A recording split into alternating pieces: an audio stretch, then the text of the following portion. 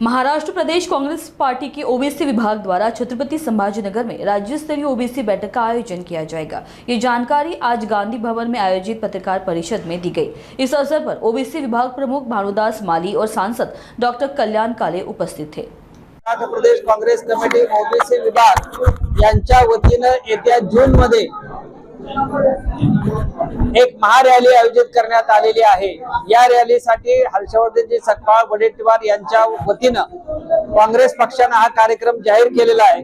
त्यासाठी सन्माननीय ओबीसी देशाचे नेते सन्माननीय अशोकजी गेहलोत, आमचे राष्ट्रीय अध्यक्ष अनिलजी जैन साहेब हे सुद्धा या कार्यक्रमाला उपस्थित राहणार असून आमचे प्रांताध्यक्ष आणि सीएलपी लीडर राहुल गांधी आणि प्रियंका गांधीजी यांची भेट घेण्याकरता दिल्लीला पाचारण झालेले आहेत।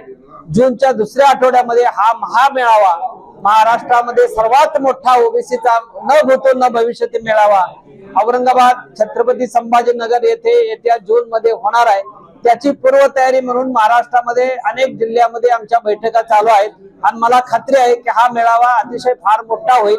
त्याच्या पाठीमागचे एक कारण आहे की तुम्ही लोकशाहीमध्ये आज जनगणना घोषित केलेली आहे, पण ती कशी करणार, त्याची पूर्वतयारी काय आहे, त्याचं काही इम्प्लिमेंटेशन कसं करणार आहे, कोणती तयारी नाही असं असताना तुम्ही घोषणा केलेली आहे।